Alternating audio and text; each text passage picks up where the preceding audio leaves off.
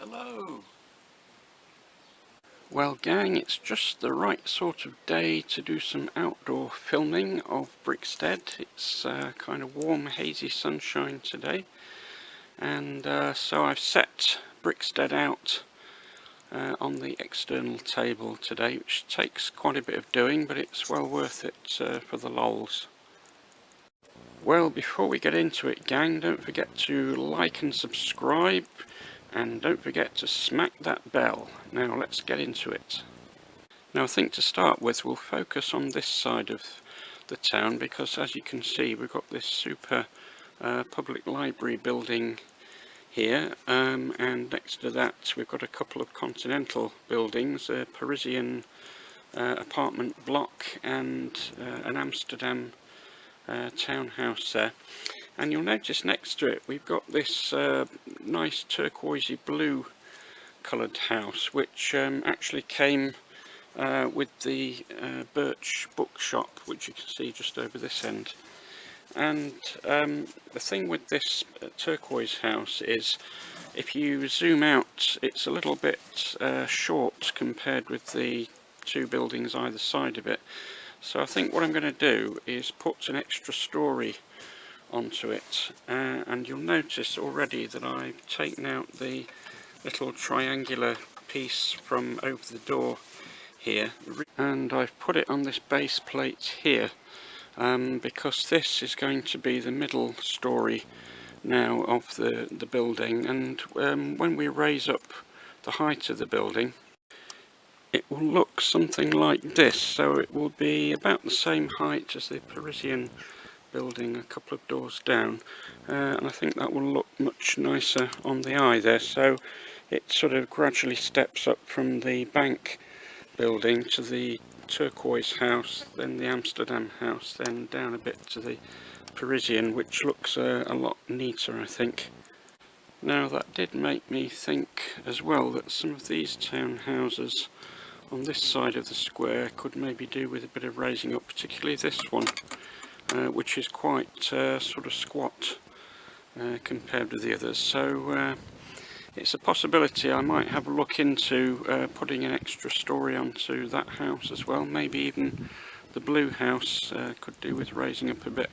I think the tan coloured building on the end there is probably high enough at this point, because we don't want to raise the houses too much higher than the actual emergency buildings behind them.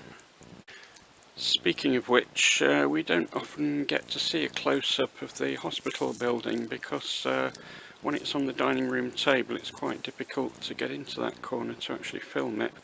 So it's worth having a quick look while we've got it on display. So as you can see, I've made some sort of classical windows in this building, and it's got some nice classical columns at the front.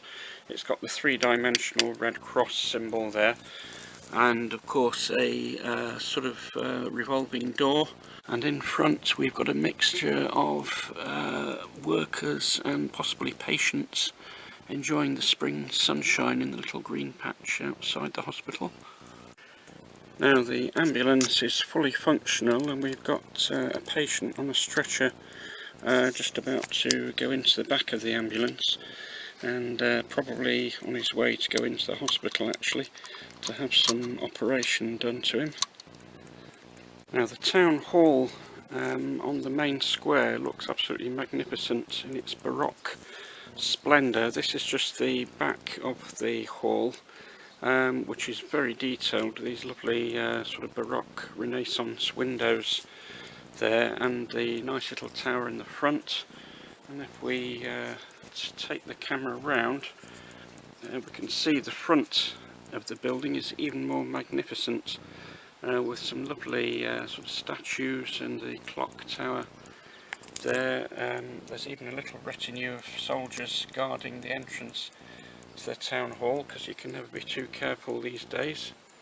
Just to the left of that is this super double-decker Lego bus. It's a nod to the old 1970s Lego bus, which was a lot smaller. Lego of course have their own official double-decker bus, but it's way too big for minifig scale, My bus is about at least a third smaller than the official one, but it's in correct proportion, and it's got all the nice detailing that you would expect of a Lego bus. So I'm really pleased with that one, especially as I actually designed it myself.